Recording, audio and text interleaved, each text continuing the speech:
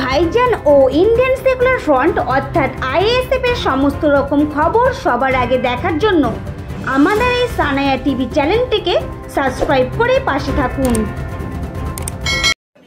Political state না, সুতরাং স্বাভাবিকভাবে এখানে বলাটা আমার জন্য বেশি বললে অসুবিধা হবে। আমি স্বল্প কয়েকটা কথা বলবো।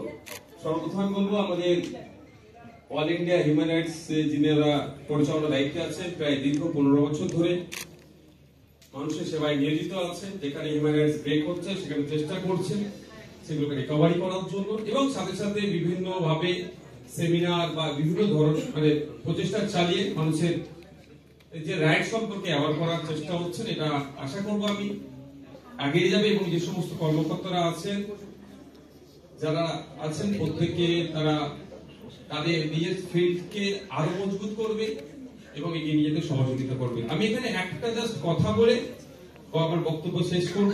আর এখানে যারা আছেন সবাই কম বেশি আমাদের অ্যাসেম্বলির আমার কলিগ আছেন, আমাদের সবাই কম বেশি বিভিন্ন ফিল্ড থেকে আছেন। দেখুন, হিউম্যান রাইটস ব্রেক বিভিন্ন জায়গাতে হচ্ছে। সব থেকে বেশি আমরা চর্চা করি জেলের মধ্যে হয়। আমি জেলে 42 দিন পুলিশ কাস্টডি জেল কাস্টডি থাকার সুবাদে একটা জিনিস যেটা লক্ষ্য করেছি, ব্রেক হচ্ছে, কিন্তু আর একটা ভয়ঙ্কর ব্রেক যেটা হচ্ছে স্বামী স্ত্রী, হয়তো আমার ভাষাটা আমি গ্রামের ছিল তো হয়তো খারাপ বলতে পারে, খারাপ ভাবে কেউ নেবেন না, আমি কনজুগাল ভিজিট অর্থাৎ স্বামী স্ত্রীর মধ্যে টাইম স্পেন্ড না করার ফলে একটা বিশাল বড় রাইট ব্রেক হচ্ছে। তা আমি আপনারা এই কাজে যারা যুক্ত আছেন, হিউম্যান রাইটস নিয়ে আপনারা কাজ করছেন, আমি অনুরোধ করব আপনারা এটাকে নিয়ে চর্চা করুন।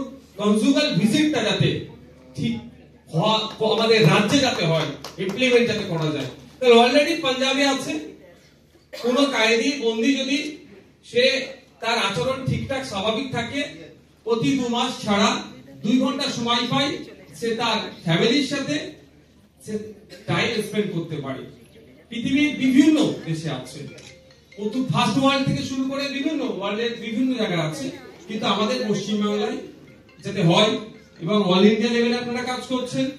আমার বিহার থেকে এসেছে যে অল ইন্ডিয়া লেভেলেও যাতে সমস্ত জায়গায় এটা যে রাইটটা ব্রেক হচ্ছে না হয়, এবং স্বামী স্ত্রীকে বা দাম্পত্য জীবনকে যাতে স্বাভাবিকভাবে তারা নিয়ে এগোতে পারে, তার জন্য এই দাবিটা আমি আশা করব আমাদের অল ইন্ডিয়া হিউম্যান রাইটস এর পক্ষ থেকে সোচ্চার হবেন। আমি ইতিমধ্যে বিধানসভায় তুলেছি, আমি তোলার সাথে সাথে জানি না, আমি হয়তো বয়সে হালকা হলো বিধানসভায় হাসির রোল উঠেছিল।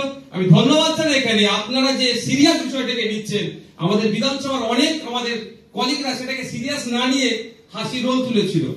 আমি ভালো লাগছে যে আপনারা যথেষ্ট আবার, আমি আশা করছি আপনারা যদি আওয়াজটা প্রতিটা প্রান্ত থেকে তুলতে পারেন, তাহলে আমরা জেলবন্দি মানুষের যে দাম্পত্য যে রাইট আছে সেটা আমরা দিতে পারবো। আর এই আওয়াজটা তুললেই তো সংশোধনী হবে, অ্যামেন্ডমেন্ট তো হবে আমাদের আওয়াজ তোলার জন্য। থ্যাংক ইউ যারা উপস্থিত হয়েছে, যারা এসেছেন প্রত্যেককে ধন্যবাদ জানাই। বিশেষ করে আমাদের সেলিম বাবু সহ যারা আছেন তাদেরকে ধন্যবাদ জানাই। আপনারা ভালো থাকবেন, আপনাদের মাধ্যমে আমরা একটা সুস্থ সমাজ ব্যবস্থা পাবো এই আশা করছি। Thank you. ধন্যবাদ মাননীয় বিধায়ক।